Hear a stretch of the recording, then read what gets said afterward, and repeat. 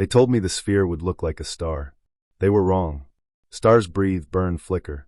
Even from light years away, they dance in the vacuum with fire in their blood. But the Dyson sphere, this thing wrapped around the Epsilon Eridani sun, did none of that. It didn't pulse. It didn't glow. It simply was. A black, seamless shell spanning hundreds of millions of kilometers, swallowing the light of its host star like the lid on a coffin. I remember pressing my face against the cold viewport of Thales' wake as we drifted into orbit. The sphere filled the sky like a false god. Perfect. Silent. Dead. Or so we thought. The command deck buzzed with the quiet murmur of systems checks and crew chatter, but I barely heard any of it. My mind was already running ahead, spinning through equations, language structures, the half-broken alien lexicons that had brought me here. "Still believe it's just a machine?" a voice asked from behind me. I turned.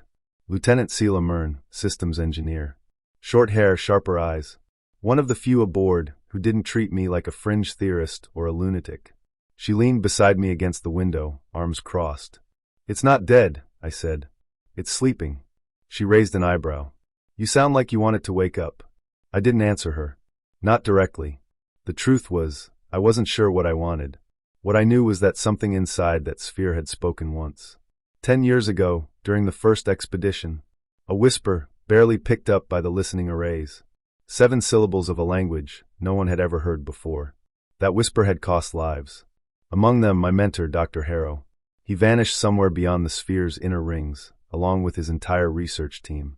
Official story: equipment failure. Data overload. Radiation burst. Pick your cover up. But in his final transmission, cut off after just 6 seconds, there was a phrase. A string of characters that burned into my brain the first time I decoded them. "We remain in silence." I came here to finish what he started. To find out if silence is the same as death. A soft chime interrupted my thoughts. Overhead, the ship's AI spoke in its smooth, neutral voice. "Dr. Viral, report to the operations deck. Director Rockton has requested your presence." Sela gave me a sideways look. "Careful. The director doesn't like freelancers with messiah complexes." I snorted.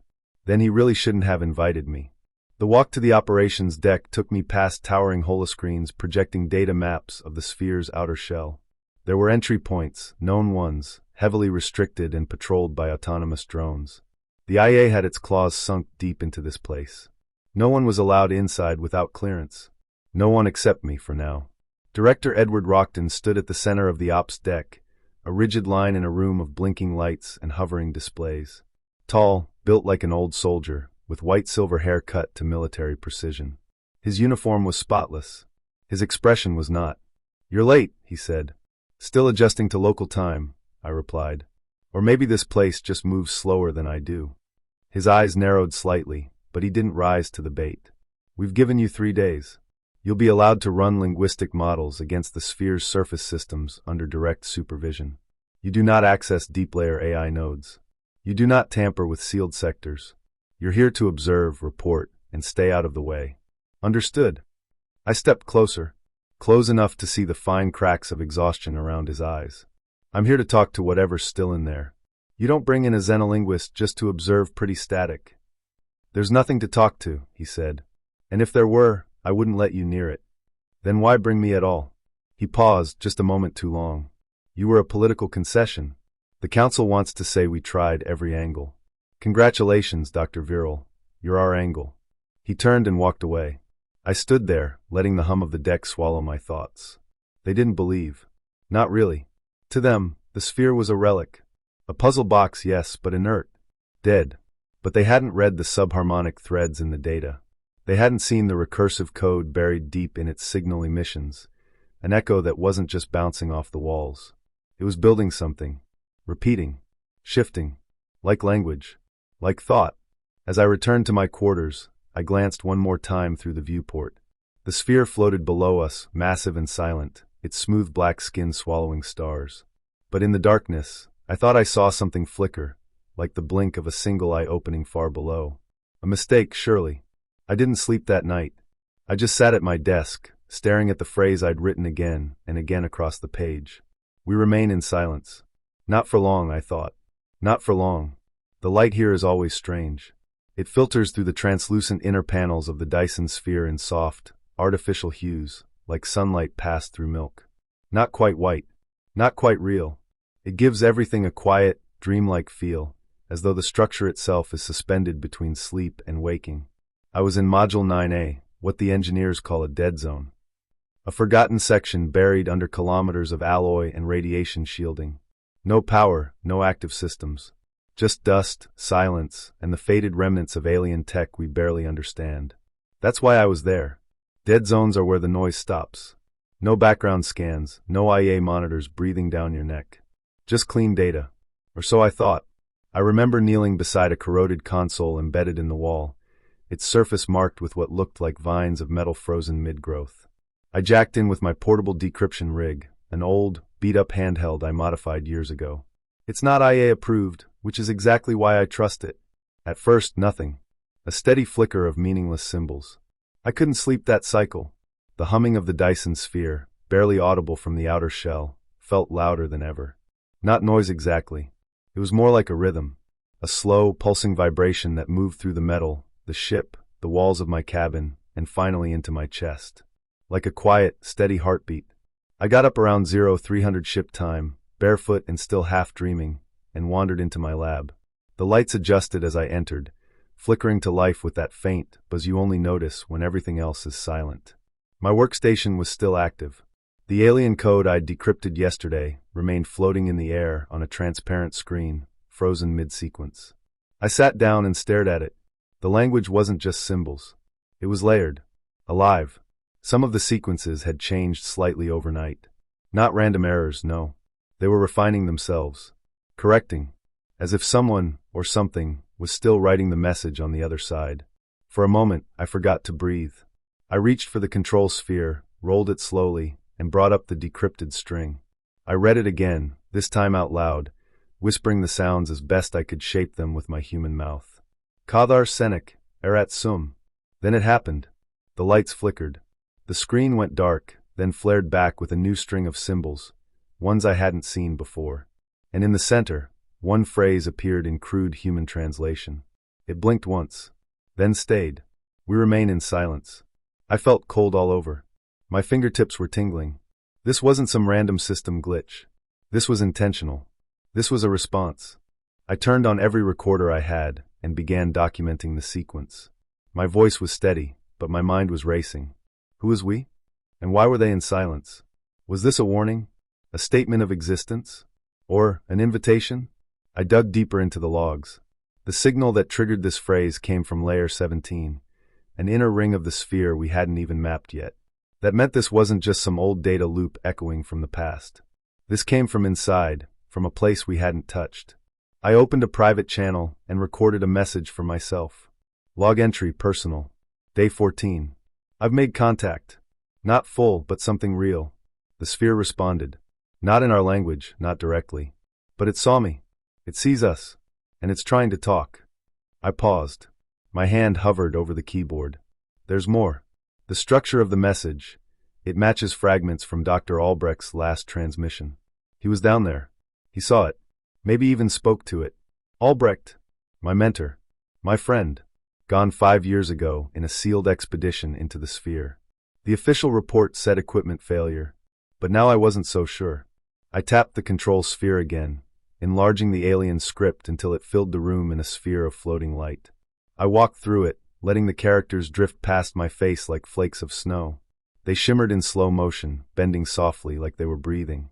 A memory flickered. Albrecht once told me, if we ever find something that doesn't want to be found, it won't hide with walls. It'll hide with silence. Now I understood what he meant. They weren't gone. Not completely. They had buried themselves in silence, deep inside a cage of their own making. And I was waking them up. I closed the log, encrypted it, and hid the file. Edward couldn't know. Not yet. Because this wasn't just discovery anymore. This was contact. I knew I'd gone too far the moment the lights above my station dimmed. Not the usual flicker of power fluctuations, or the sphere's unpredictable electromagnetic pulses. This was deliberate. The way the shadows crawled in just enough to make me feel watched. A warning, subtle but unmistakable. I closed my terminal and leaned back in my seat, trying to slow my breathing. On the wall behind me, the data stream I'd been decoding still pulsed, fragments of an alien syntax that seemed to rewrite itself as I stared. I'd just uncovered a new phrase in the sphere's language. To remember is to awaken. I didn't yet know what it meant, but I knew it wasn't meant for us. Not really. Footsteps echoed in the corridor outside. Measured. Heavy. I didn't need to check the surveillance nodes to know who it was. Only one man aboard Thales' wake moved like he carried a badge in his bones. The door hissed open before I could even stand. Dr. Viral, Edward Rockton said in his usual quiet voice. The kind that made you feel like you'd already lost the argument. He stepped inside without asking. We need to talk. I nodded, forcing a smile. Of course.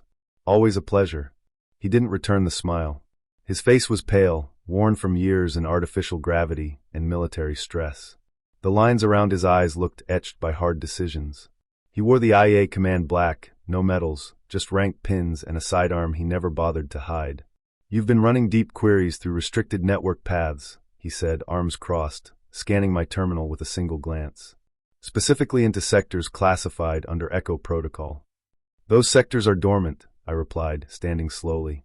I thought they were abandoned. The data is untagged. Technically, no clearance is required. He stepped closer, his voice still calm but heavy. Technically, the sphere has been the deathbed of smarter men than you. Your mentor, Dr. Kiva, he poked the same parts of the machine. You remember what happened to him? I clenched my jaw. His body was never recovered. You buried the mission report under 5 layers of redacted nonsense. I remember that. Something flickered in Edward's eyes then. Not anger, not regret. Something colder. Like a door shutting behind you. Kiva triggered a response, he said, voice low. An automated defense. The sphere thinks in dimensions we don't even map. He unleashed something, and 17 people died in 64 seconds.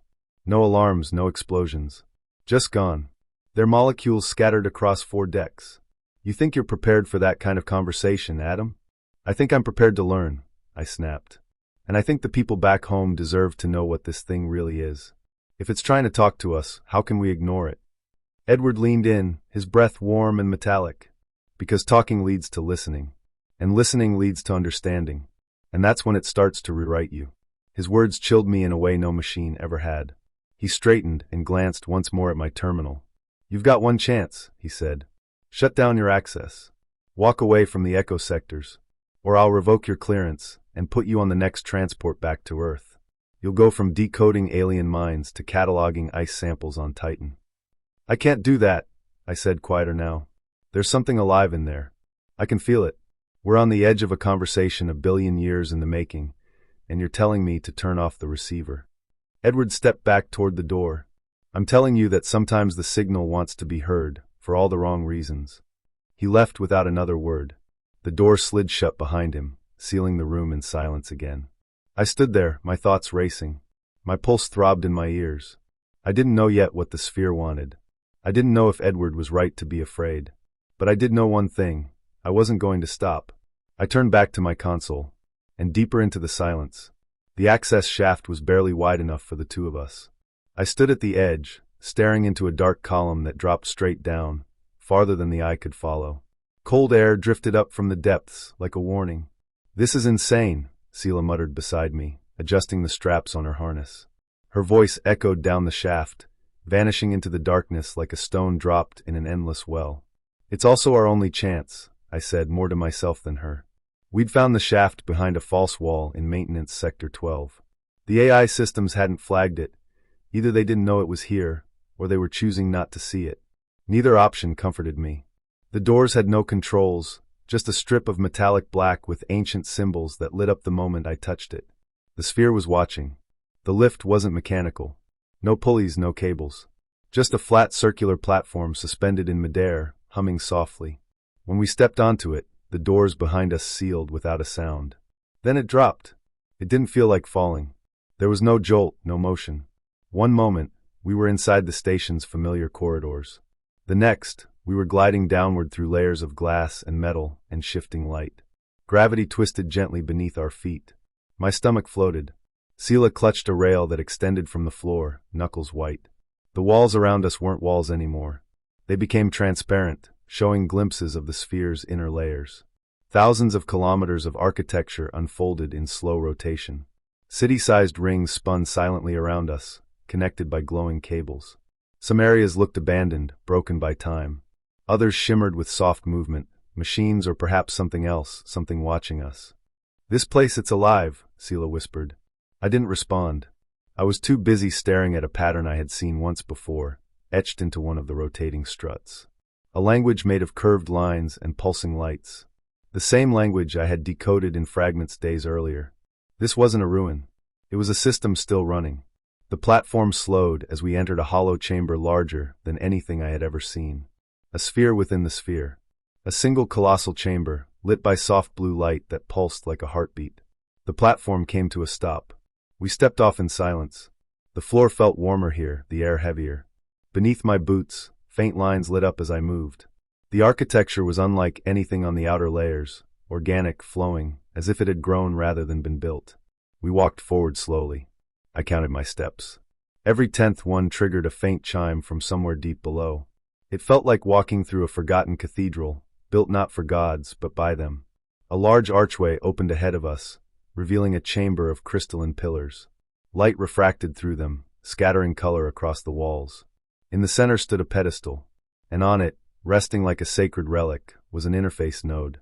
Alien in shape, but unmistakably a control system. I stepped closer. My pulse quickened. "Are you sure?" Sela asked behind me, her voice tight. "No," I said honestly. "But I've come too far to stop now." I reached out and touched the node. It pulsed beneath my fingers. A ripple of energy passed through me. I felt a tug, something subtle, not physical. Like a voice not speaking in words but in emotion. Sadness. Curiosity. Longing. Then I heard it. "Why have you come?" The voice wasn't spoken. It bloomed inside my head, clear and distant, like a memory you couldn't place. I staggered back, breath caught in my throat. "Adam!" Sela reached for me, but I held up a hand. I looked around the chamber, then back at the interface. "I think," I said slowly, "we just knocked on the front door." And something had answered. We weren't alone in here. Not anymore. The moment we stepped through the archway, the world changed. The corridor behind us vanished. It didn't dissolve or fade. It simply wasn't there anymore. I turned around and saw only a blank silver wall, smooth and pulsing softly like it was breathing. Ahead of us, the tunnel opened into something I wasn't prepared for. It wasn't just a room. It was a city, or at least the memory of one. The space was enormous, hollowed out within the sphere's inner layers. Towers of glass and metal rose into the dark above, suspended in the air as if gravity had forgotten how to work here. Bridges floated from one spire to another, disconnected, like frozen thoughts caught mid-sentence. Pale blue lights blinked from the structures, rhythmic and precise, like a heartbeat echoing through time. Sela stepped forward, whispering, "What is this place?" I didn't answer right away. My mind was struggling to make sense of it. It felt like we were walking into a thought that hadn't been completed, a dream left running long after the dreamer was gone. I raised my wrist console and synced it with the nearest signal. It blinked once, then a flood of data spilled through, symbols, temperature changes, magnetic shifts. But the real breakthrough came not through data, but sound. A soft hum rose from beneath our feet. Then voices, hundreds of them, speaking in a language I didn't understand with my ears, but something inside me felt it. I closed my eyes. I was no longer standing there. I was elsewhere. I saw a planet bathed in silver light. Not Earth. This world had rings like Saturn and oceans of shimmering green. Towering structures reached from the ground like crystal fingers, linked by waves of energy instead of bridges. Beings moved between them, tall, delicate, glowing faintly with an inner light. Not mechanical. Not human. Something in between. I watched them build the sphere. Not with machines, but with thought. They directed massive platforms using only gestures and song, frequencies that bent reality, reshaped matter. It was beautiful. It was terrifying. And then the light changed. Something happened. Their sun began to dim, not naturally but with intent. Something from outside came. I didn't see what it was, but I felt their fear. It was the kind that hums in your bones, that drives whole civilizations underground. They rushed to complete the sphere, not as a power source, but as a sanctuary. A vault, a shell to protect the last flickers of their minds. Not their bodies, their consciousness. They built this city inside the sphere to serve as memory, a monument, and maybe a warning. The last of them uploaded themselves into the system. And then they vanished. I opened my eyes. Sela was staring at me. "Are you okay?" she asked, her voice trembling. I nodded slowly, though I wasn't sure I was. This city, I said, it's not real. It's a memory, encoded into the sphere like a living museum. A fragment of who they were before the end. She looked around, then stepped closer to one of the floating towers. Her hand passed through it like mist. What happened to them? She asked. I don't know, I said. But they left all of this for someone. Maybe for us. Maybe for anyone who would listen. A soft light flared behind us. We turned. One of the bridges was lowering from above, like it had just decided we were worth talking to. I stepped forward. My heart pounded. This wasn't just about data anymore. This was about connection. About understanding something ancient, something that once thought and feared and chose to survive by becoming something else. I didn't know where that bridge would lead, but I knew I had to follow it. The corridor pulsed with low, amber light, like the heartbeat of some ancient, sleeping creature. My boots made no sound against the soft, hexagonal tiles beneath me. Beside me, Sela breathed in sharp, shallow gasps, clutching the patch on her wrist where a splinter of alien metal had grazed her. We had barely escaped a security drone in the elevator shaft. Its whirring blades still echoed in my mind. We were getting closer. I could feel it. But the moment we stepped into the next chamber, I knew something was wrong. The air was colder. The lights flickered out completely. For a heartbeat, I was blind. Then a beam of harsh white light snapped on above us. And there he was. Edward Rockton stood in the center of the chamber, flanked by 2 armored IA guards. His suit gleamed with command protocol, black and silver, with the red crest of authority burning on his chest. A small drone hovered behind him, recording everything. His voice rang out like a blade drawn from its sheath. I warned you, Adam. Sela tensed beside me, but I raised a hand to stop her. My eyes were fixed on Edward. I told you this wasn't a sandbox for curiosity, he said, stepping closer. And yet here you are, prying open doors that were sealed for a reason. I stayed silent. I could hear the thrum of the sphere around us, soft vibrations through the floor, like it was listening. Edward gestured to the glowing wall behind him. Strange symbols danced faintly across it, reacting to our presence. You think you're discovering something new. But you're not. You're walking into the same trap your mentor did. I clenched my jaw. You don't know what you're talking about. He gave a dry, humorless laugh. Oh, I know exactly what I'm talking about. Because I was there, Adam. I was in the observation core the day Dr. Halden, your precious mentor, broke protocol. He activated a node without authorization. Within 40 seconds, half the inner layer began collapsing inward. We lost 17 people. Vaporized. The sphere rebuilt itself in under an hour. Like nothing happened. My breath caught. You never told anyone that. Of course not. We buried it under classification layers, so deep they'd take a generation to unravel. And now here you are, poking at the same neural patterns he triggered. I stepped forward. But I've seen what he saw, fragments of thought, memory. This isn't just a defense system. There's something alive in here. It wants to communicate. Edward's eyes sharpened.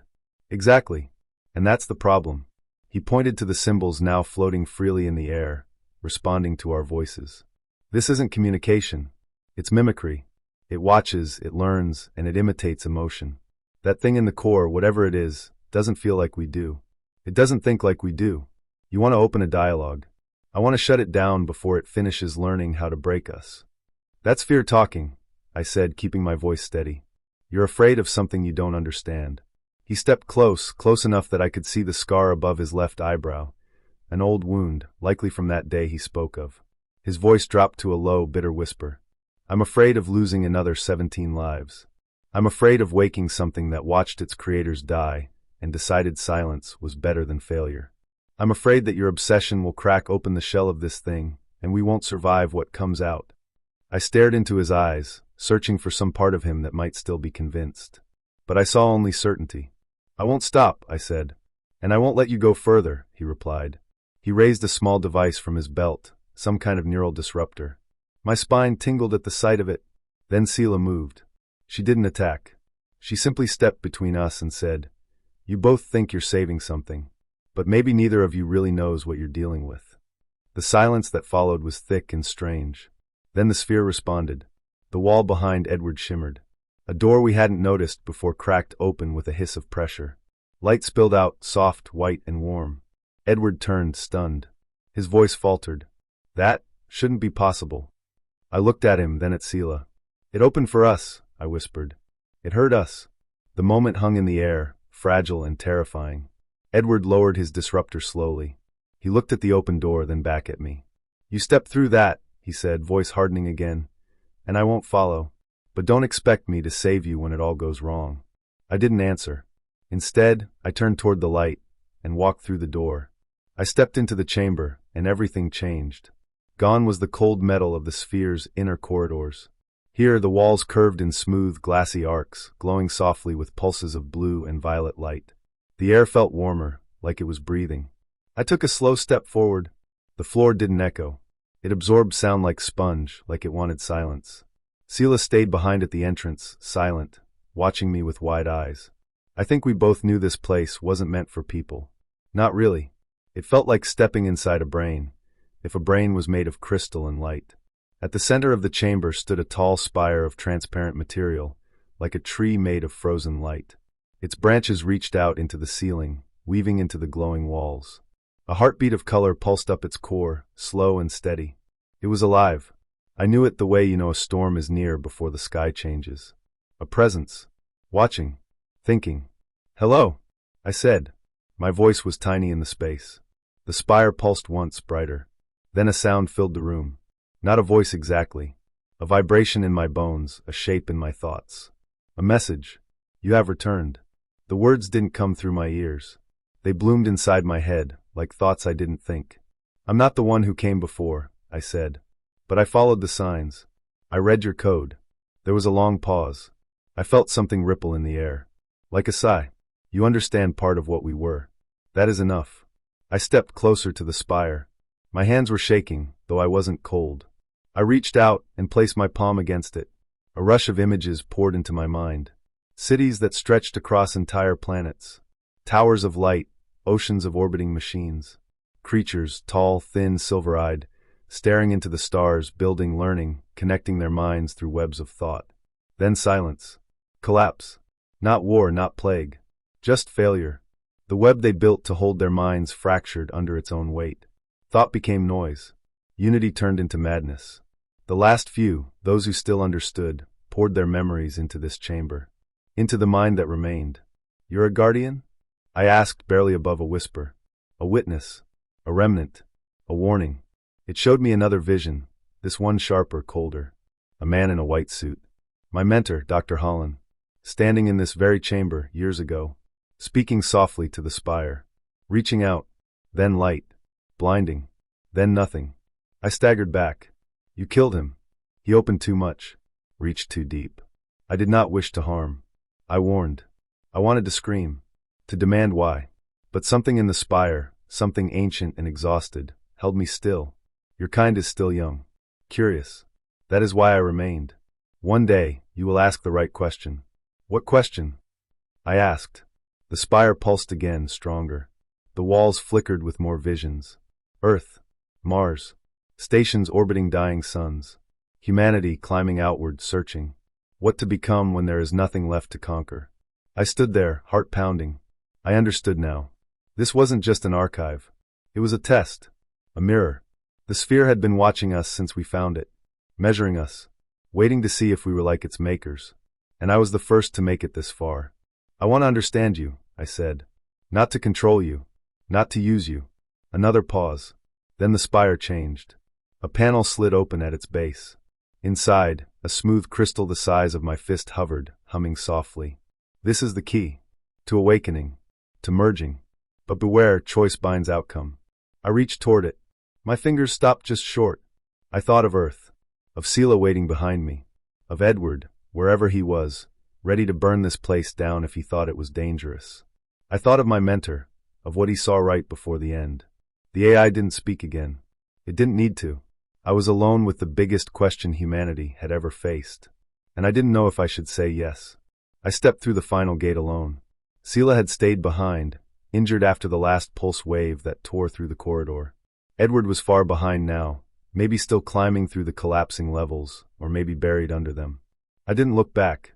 My eyes were fixed on the strange room before me, this heart of the sphere, glowing with a quiet, impossible beauty. The walls pulsed like living skin, soft and translucent, lit from within by shifting hues of violet and blue. Lines of alien script floated in midair, rotating slowly, as if waiting for someone to understand them. A gentle hum filled the air, not sound exactly, more like something I could feel under my skin, inside my bones. The air was still and heavy with presence, as if the sphere itself had been holding its breath. At the center was a raised platform, and on it, a structure unlike anything I'd ever seen. It looked like a crystal, but it moved. Its facets shimmered and twisted, folding in on themselves, reshaping without breaking. It wasn't solid, and it wasn't liquid. It existed in a state of constant change. I took one slow step closer, and it responded, rotating toward me like it had sensed me, like it knew I was coming. A voice bloomed in my head. Not through sound, not even through thought. It was something deeper. A whisper that wasn't a whisper. A presence that was suddenly inside me, wrapping around my memories, brushing against things I hadn't touched in years. You are not the first. The voice was calm, sad. Infinite. Who are you? I asked aloud, even though I didn't need to speak. I could feel the answer rising within me already. We are what remains. Of those who built the sphere. Of those who tried to outlive time. Images flooded my vision, raw and bright.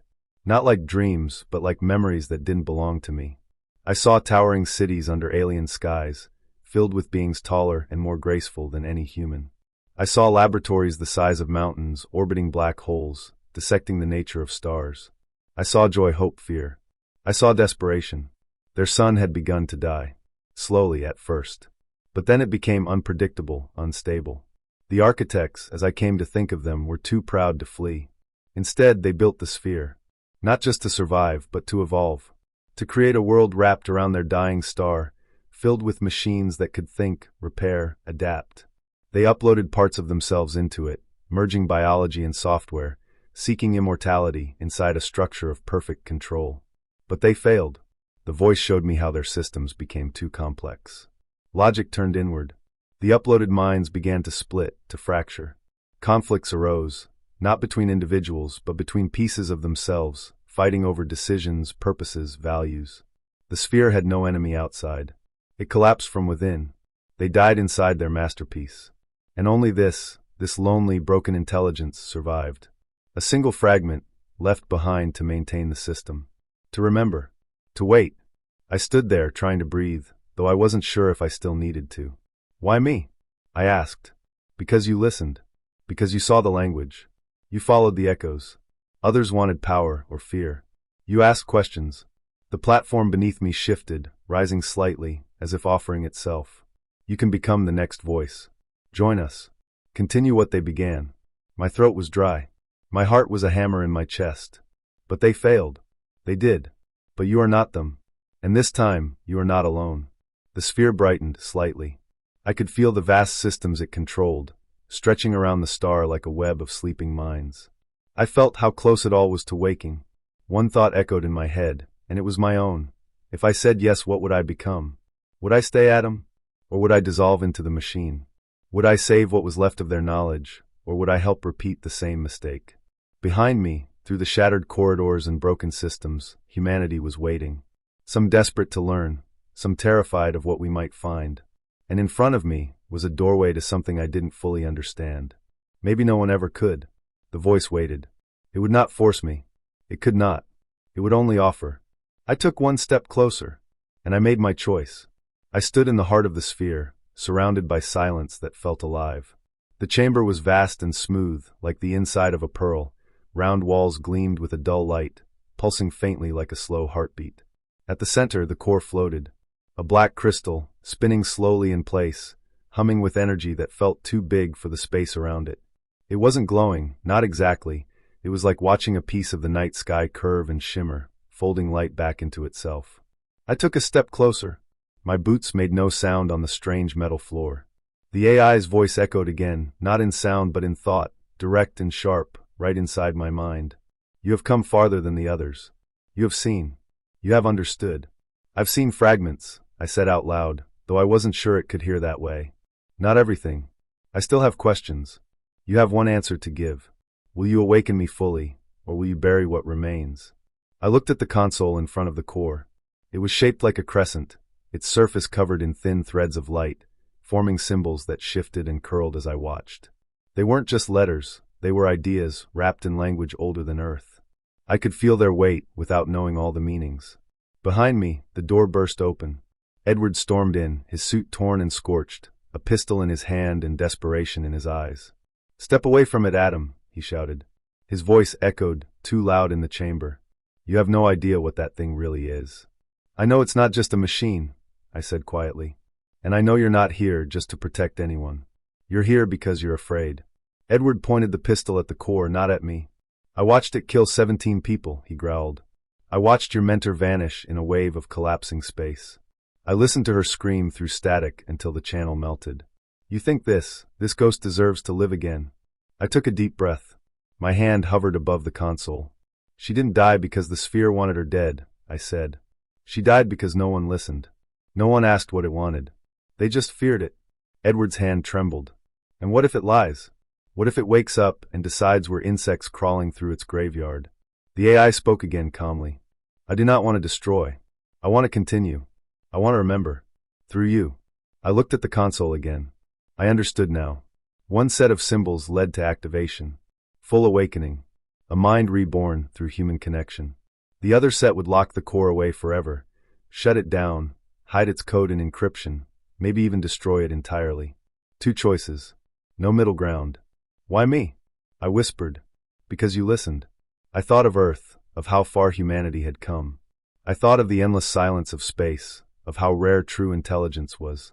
And I thought of my mentor, whose voice still echoed in my memory, not with fear but wonder. Then I heard something else. A click. Edward had taken aim. His finger was on the trigger. "You press that button, Adam, and everything ends. You don't know what it'll become." I turned to him slowly. "You're right. I don't. But maybe it's not about knowing. Maybe it's about choosing who we want to be, fearful or ready." And then I pressed a button. I won't say which one. Not yet. The chamber filled with light or darkness. I can't describe it, not fully. It was like time skipped, like my thoughts stretched wide and then snapped back. My knees gave out.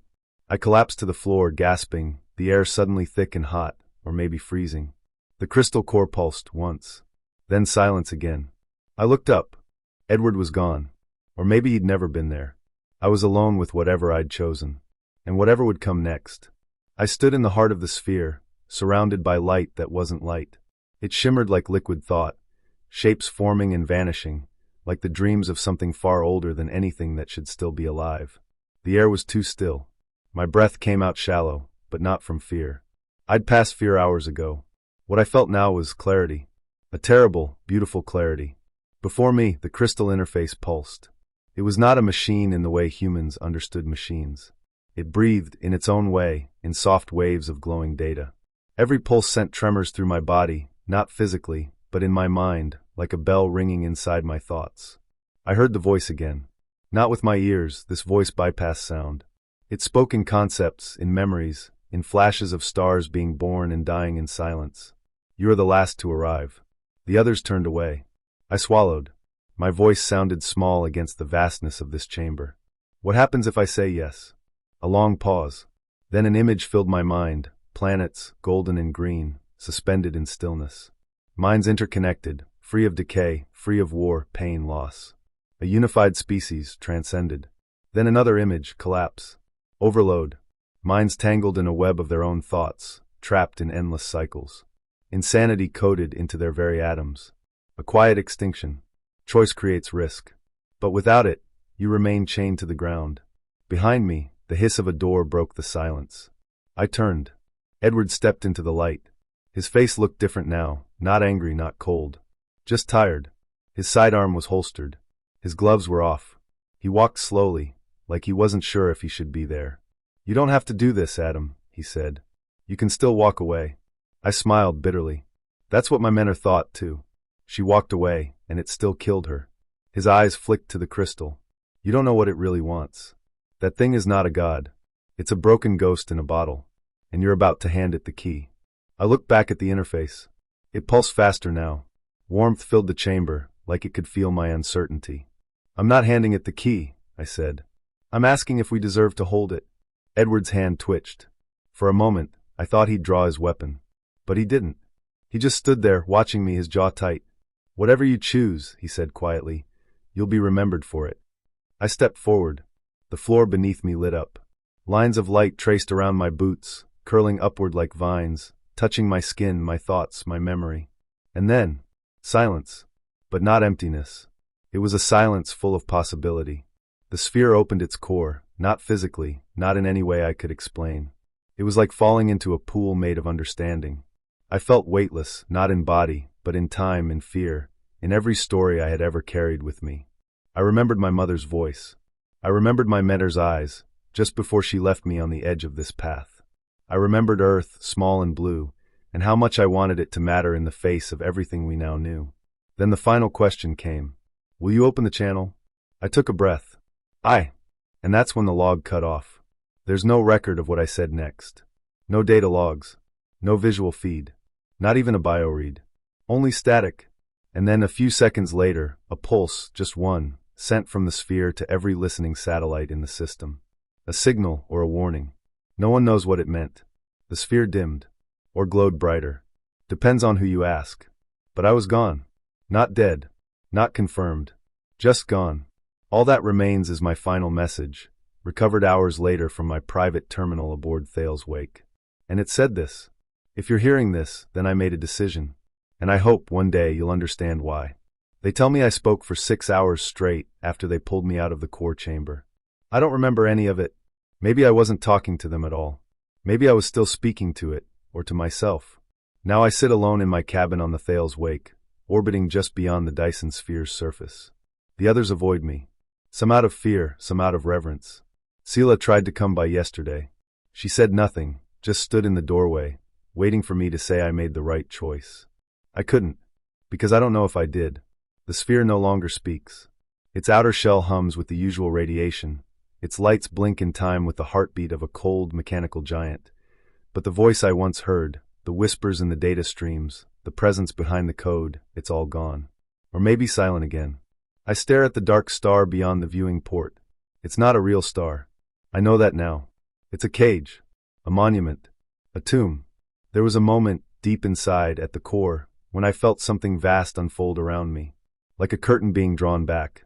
I saw cities folding into each other, time breaking like glass, thoughts that weren't mine rushing through my skull. I wasn't afraid. I was known. Every doubt I carried, every memory, every reason I came here, it saw all of it. And it still asked, will you let me be more than memory? That was the question. It didn't want control. It wanted a witness. A partner. Someone to carry the burden of remembering an entire species that erased itself, trying to live forever. And I said something. I think I did. Maybe I just thought it. I don't know anymore where the difference lies. The log recorder is flashing red. It's been doing that for a while. I press the button. The system chimes softly, ready to take my final message. I speak slowly. If you're hearing this, it means I made a decision. Maybe the sphere will awaken tomorrow. Maybe it will stay silent for 1,000 more years. Or maybe it already slipped into another dimension while we weren't looking. I honestly don't know. What I do know is this: we were never supposed to find it. I pause, fingers drumming against the console. They left it here for a reason. The architects, they wanted someone to remember. Not to use it. Not to break it open like a vault. Just to see it. Understand. And decide. I glance again at the sphere. Its surface reflects starlight like a polished obsidian sea. No answers. No signs. Just waiting. I wasn't the right person. But I was the one who showed up. I lean closer to the recorder. My name is Adam Viral. I was a xenologist once. Now I think I'm something else. Whatever happens next, be careful. Curiosity is a fire. Beautiful. Warm. But it doesn't know when to stop. I end the recording. The log light dims. Sela's footsteps echo faintly in the corridor beyond. I don't call out. I just sit there watching the dark star. And for a brief second, I think I see a single point of light pulse at the sphere's center. Not bright. Not loud. Just a quiet heartbeat, slow and steady. Maybe it's just my reflection. Maybe not.